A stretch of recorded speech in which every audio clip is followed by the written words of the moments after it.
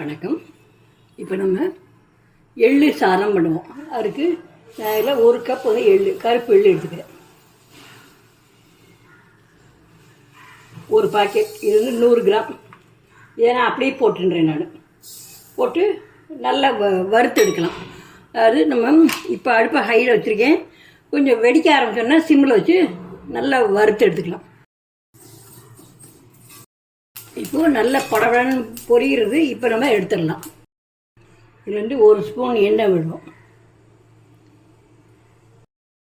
இப்போ இதில் ஒரு 18 மிளகா எடுத்துருக்கேன். இது உரப்பே இல்லைனாலும் போட்டிருக்கேன். நீங்கள் உரப்பு பார்த்து போட்டுருங்க.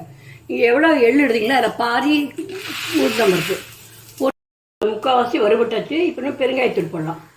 நீங்கள் கட்டி பெருங்காயம்னா ஆரம்பத்தில் எண்ணெயில் போட்டு வறுத்துருங்க. இப்போ நான் தூள் போடுறதுனால இப்போ போடுறேன். நான்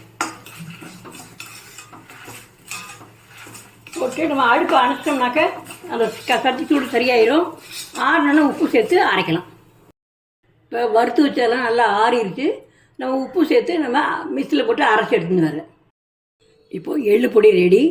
இனிமேல் சாத்தில் நம்ம நெய்யில் வறுத்த முந்திரி பருப்பு கருவேப்பிலையை போட்டு இந்த பொடியும் போட்டு பிசைஞ்சால் எள்ளு பொடி சாதம் ரெடி.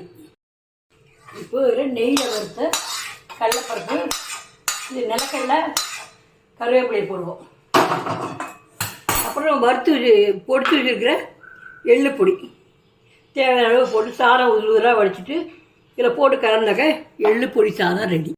இப்போது எள்ளு சாதம் ரெடி. எள்ளு பொடி இருக்குது. இது வந்து நம்ம இட்லி, தோசை, சப்பாத்திக்கெல்லாம் நம்ம இட்லி பொடி தொடுக்கிற மாதிரியே தொட்டுன்னு சாப்பிடலாம். நல்லா அருமையாக இருக்கும். நீங்களும் செஞ்சு பாருங்கள். இது கடுகுலாம் தழைச்சி விடுங்கிற அவசியம் இல்லை. இது வெறும் முந்திரி பருப்பு, கருவேப்பிலை தழைச்சி கொட்டினா போதும். செஞ்சு பார்த்துட்டு உங்கள் பின்ன கமெண்டில் போடுங்க. நன்றி.